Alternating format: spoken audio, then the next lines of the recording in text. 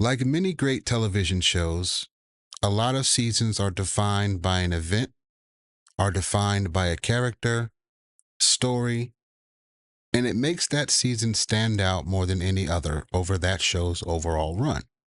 And this last basketball season has pretty much been exactly that. The 2024-2025 NBA season has been the Tyrese Haliburton season from start to finish. Now, before I get going, I'm not using this video as a way to make light of his unfortunate injury or anything like that. It was devastating to watch and it was saddening to see. You can tell immediately that he knew, and to see his face, you couldn't help but be emotional for him. And that's probably the absolute worst way you can end the season. So this is in no way an attempt to use that as any sort of joke or anything like that at his expense. It's merely just an out-of-the-box overview of the 2024-25 NBA season, and just how the character of Tyrese Haliburton has captivated an entire nation, an entire league, by no extra doing of his own. He's merely just played his same basketball that he's played, but it's everyone else that has seemed to have drawn out and come up with these stories to turn him into some sort of villain or some sort of overhyped sensation. And it's because of that this season has been marred in controversy, and at the center, Tyrese Haliburton.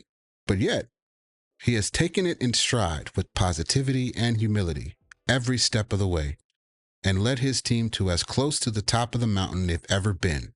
And he sacrificed everything for his success and theirs. And I, for one, as a basketball fan, have more respect for that than I have for a lot of players who have had more success in this league over the course of history. Many say that the NBA is rigged and, everything is manipulated and this, that, and the third. But some of Hollywood's greatest writers probably couldn't write such a captivating arc and story for this season. As bad as the NBA season has seemingly been when it comes to ratings and the uncompelling state of play, the refs, controversy surrounding players, Thunder's Pacers turned out to be one of the most compelling NBA finals in recent memory. And a lot of it had to do with Tyrese Haliburton. Not to take any credit from the Oklahoma City Thunder. The trajectory of the franchise since the Kevin Durant and Russell Westbrook era is the ultimate blueprint for how you are supposed to build the team and sustain success. But if I was watching this basketball season as a movie, for it to come to such a climactic tragedy, with the one player that has been talked about the entire season, it makes for one of the most interesting seasons to remember. As with most NBA seasons these days, the NBA media typically manipulates the narrative to favor some players over others and some teams over others. And Tyrese Haliburton and the Pacers were not it.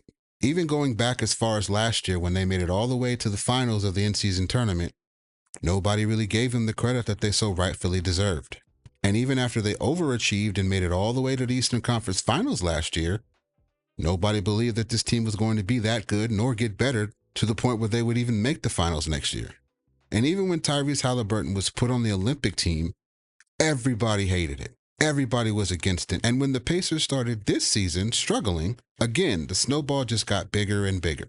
This season had its fair share of moments, most of which were controversial or unappealing. The in-season tournament was boring. The All-Star Game format change, while ambitious and inspired, still fell flat.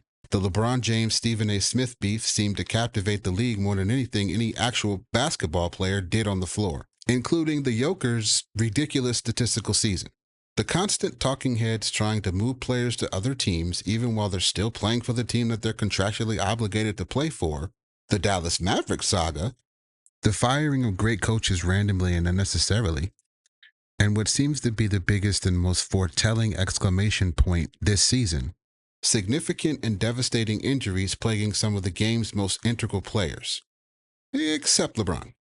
But the best stories tend to have a good villain, but the best kind of villains are those that are hateable and likable at the same time.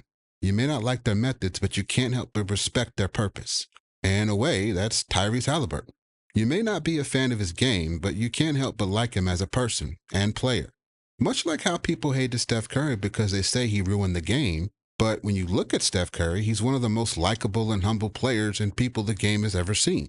There's nothing to hate about Steph Curry. He's the ultimate good guy. But when he's on that basketball court, you hate his game, you hate his mannerisms, etc. Not me. I actually love Steph Curry. But indulge me for a moment, if you will. As a nod to his love for pro wrestling culture and mine, if I may relate this to WWE terms. For the entire season, maybe a little bit of the season before, the NBA, the media, a lot of the fans wanted to crown the Thunder the best team in basketball, the most dominant team in basketball. So in a way, they were the baby faces or good guys. And along comes the ultimate bad guy or heel, Tyrese Haliburton. And what makes a great heel is someone who not only can get a good reaction out of the crowd, or heat, if you will, but is so good that you love to hate him, but you hate to love him. And while Tyrese embraced the idea of being the villain, he's not in any way a bad guy. But if you look at how this entire season played out, Tyrese Haliburton stole the show. This was Shai Gilgeous-Alexander's career season, and it's overshadowed because of Tyrese Haliburton. That's what a true heel does. He steals the spotlight. So as I paint us this imaginary picture of this incredible Tyrese Haliburton storyline, I for one hope that not because of his injury, but because of his amazing story up to this point, that Tyrese Haliburton earns the respect and appreciation he so rightfully deserves.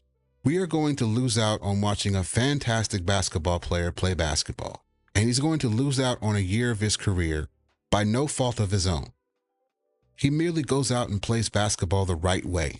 Tyrese Haliburton isn't overrated. Tyrese Haliburton isn't a villain, and even more so, if you want to criticize him for playing and putting his team at risk, saying he was warned not to play, that's irresponsible. Tyrese didn't do anything wrong by playing.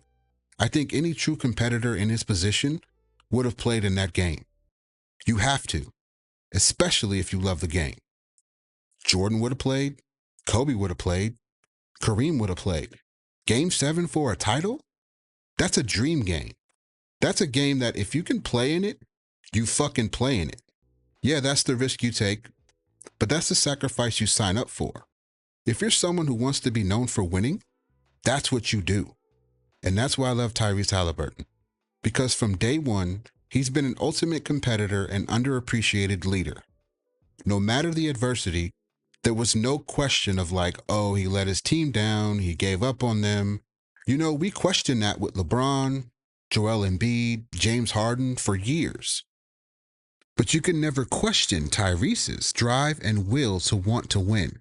At only just 5 years in the league, it's an unfortunate result, but the immense amount of respect I had for Tyrese Haliburton has grown even more. And I'm saddened to see that happen to an amazing basketball player. But if me highlighting his competitive nature is any indication, Tyrese Haliburton will be back. He will be better. And that's something I look forward to at some point in the foreseeable future. Get well soon, Tyrese Haliburton. We're going to miss you, kid.